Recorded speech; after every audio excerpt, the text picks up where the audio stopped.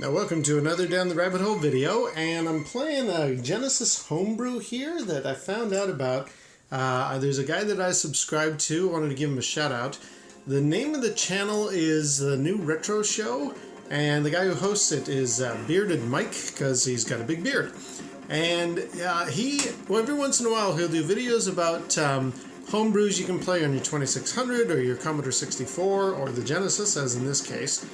And it's really cool, the stuff that he brings up, because I hadn't heard of half of this stuff. Now, I don't have a Commodore 64 or anything, so a lot of that I've kind of passed me by. But when I saw Bearded Mike talking about this title, I was just like, I gotta find this. This is called Tro-Now or Tron Now or something. It's basically the Light Cycles game from Tron, and it's playable with your Sega Genesis.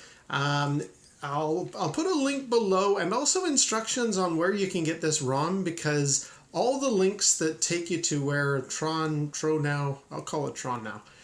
All the links that take you to where you can get Tron Now are very confusing, because it was part of a developer contest, like, here, let's try making a bunch of games, and then they cataloged them, and it was not clear where the catalog was for this particular file. So I will put clear instructions down below, and I'll fire up the game. Now I'll just show you the thing that I'm not wild about with Tron Now is, so here's the Genesis controller, and it really just uses left and right, and you're going to be one of any number of light cycles, and as you're coming down, and if you want to go that direction, you know that you have to push to the right on there, because you gotta map your head. Like if your light cycle is going down, you got to push that way if you want to turn that way.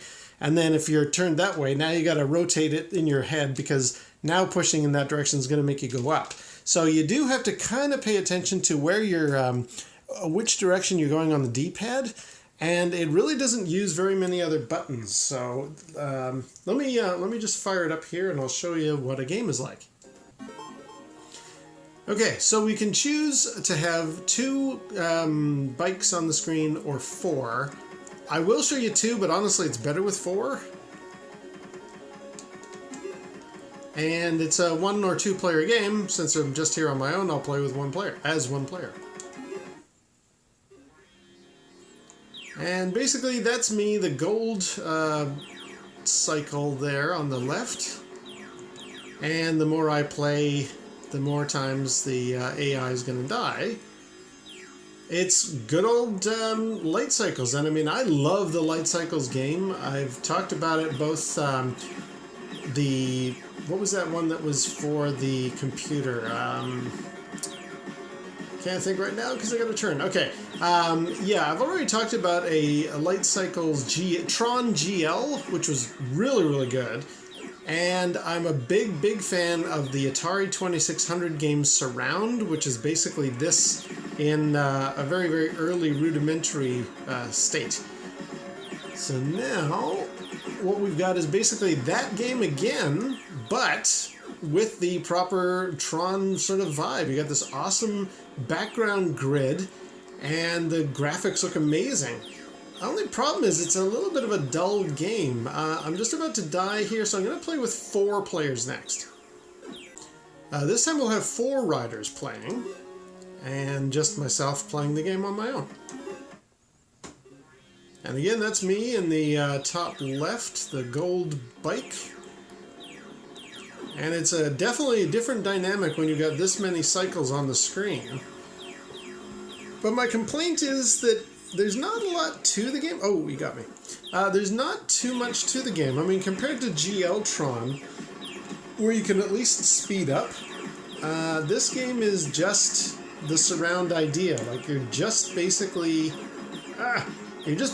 going with your cycle and going around, and then eventually somebody dies. Like, I would have liked it if, like GL Tron, you could speed up or do anything, or some variations of these Tron Light Cycles games, they actually have pickups where, I don't know, you become invincible for a little while, or you can jump. Not that that's doable in this view, but, you know, anything to kind of spruce up the experience would have been nice. I think it looks great. I think it plays great for what it is. Although I do keep finding I have to remind myself which way is left and which way is right since I'm using the D-pad here. Also, the music gets a little repetitive after a while. It would have been nice if they had given some variety as far as that's concerned, but that's okay. And the other thing is, just dying doesn't really seem to do anything. I mean, if you can look up in the upper corner there, oh, that's my score up there. And other than just surviving a long time and maxing that out, it's not like I earn more lives or get any kind of big bonus. It just sort of plays and then it stops playing. Like, it's a very, very rudimentary Tron Light Cycle game, so...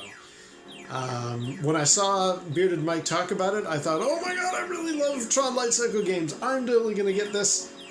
And I downloaded the ROM after a bit of a search, but I was a little disappointed. It's not as much fun as I'd kind of hoped, so... But I just thought, yeah, whenever I saw that video, I want to do a discussion and show it off, and... For anybody who's as confused as me as to how to actually get the file, I will put instructions below as I mentioned, and yeah, this is Tro-Now. Had they spruced it up a bit, had they given it a couple of, I don't know, better music and maybe some speed ups or something, I would have been much more happy. I wonder if I can get through that gap. Oh, well, I died anyway. Or even an end game. I mean, purple's doing best of all of us, and I don't see any great big motivator to keep playing. Anyway, so there we go, Tro-Now. If you want to give this a whirl, if this looks interesting to you like it did to me, check it out. And until next time, we'll see you down the rabbit hole.